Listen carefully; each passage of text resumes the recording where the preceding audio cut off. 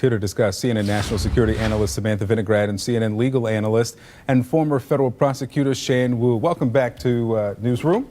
Thanks. Samantha, let me start with you, and I want to read from the Mueller memo about this Russian who contacted Michael Cohen. And it says that in or around November 2015, so very early in the campaign, Cohen received the contact information for and spoke with a Russian national who claimed to be a trusted person in the Russian Federation who could offer the campaign political synergy and synergy on a government level. I've never heard the phrase political synergy. What's that mean to you? What is it? Well, Victor, political synergy to me seems like the polite way of saying collusion. Political synergy, if you just Google what synergy means, it's cooperation between two organizations or agents to achieve an outcome that's greater than the sum of their parts. So what we have here is potentially the special counsel indicating that the Michael Cohen, perhaps at the direction of the president, was actively working to cooperate with an operative of the Russian government or a high-placed Russian on a business deal. And while we wait for Robert Mueller to see whether there was any collusion, in fact, Victor, I just want to say this is a counterintelligence goldmine. It is a fact that the Russian government knew about lies that directly implicated the president well before our own Department of Justice did. So while we look at what happened during the campaign, I think that we also have to think about what impact this may have had on ongoing Russia policy when President Trump got to the White House, because again, he knew that Russia and Vladimir Putin was well aware of these lies, which are a leverage point and a bribery point, well before our own government did. Shan, the president's supporters will say that this didn't go anywhere because Michael Cohen didn't follow up and there was no actual meeting with this person or with someone else about the Moscow project, building a tower there. But what the filing says is that Cohen didn't follow up on the meeting not because he thought it was wrong or he should call the FBI, but because he thought he already had an in somewhere else in the Russian government and he was good.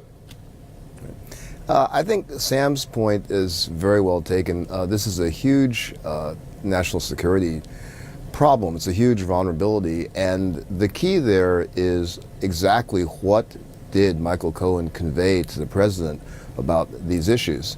And that's the huge vulnerability for the president. I mean, this is Michael Cohen, someone who was his confidant, his lawyer. You speak freely to the lawyers. If that information has already been turned over to Mueller or is forthcoming, that Cohen specifically talked about this quote-unquote synergy, then that is going to be one of the missing links to really the president having knowledge of trying to work with Russia.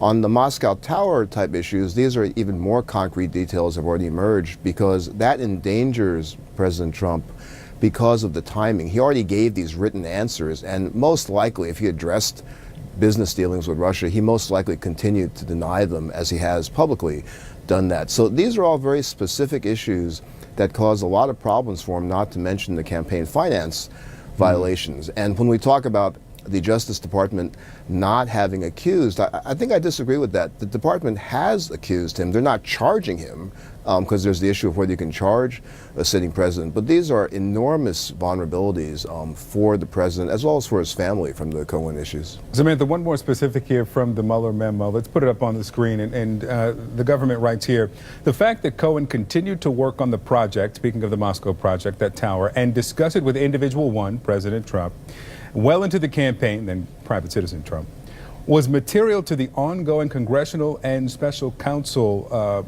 office investigations, particularly because it occurred at this time of sustained efforts by the Russian government to interfere with the U.S. presidential election. Connecting here in this document the attempt to get a Moscow Trump Tower with the interference in the U.S. Election. Your view of the connection of those two here?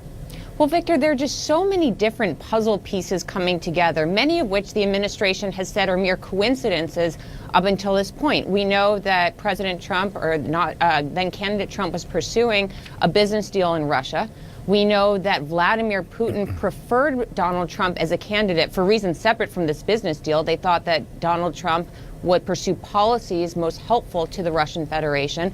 And then finally, we now know that there were ongoing contacts between the administration and operatives from the Russian government. We haven't talked about Paul Manafort yet, but he was in direct contact with Konstantin Kilimnik, who is suspected of having ties to Russian military intelligence. So while all of these things are coming together, the real question is whether this political synergy that is referenced is in fact active cooperation to coordinate on politics, to coordinate on the outcome of an election and the policies that then candidate Trump said that he would pursue if elected. Shannon, let me come to you with the final point here.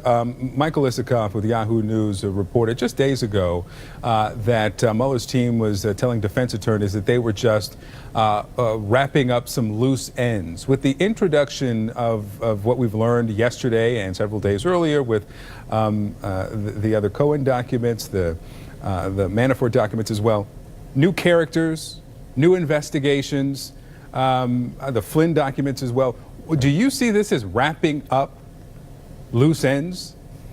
I don't really see it as wrapping up loose ends. I think we have to remember that what's new to us is obviously not new to the Mueller team. They've known about this for a while. So I'm not sure, what that phrase means, wrapping up some loose ends. I mean, they may be putting the finishing touches on these particular strands of the investigation. Does that mean they're about to issue a report? Still kind of hard to tell. I would guess that because there are new players, new charges, they're not in that position yet. They need to know how some of that's going to work out. They need to know if there's going to be further cooperation that they need to follow up on. So it doesn't quite seem to me to be, as we've been speculating for a while, that's near the end of this portion of the investigation. I would see it more as kind of middle at the moment. All right, Shan, Samantha, thank you very much. Of course, we have to talk about the Manafort filing as well, so join us again in just a couple of minutes.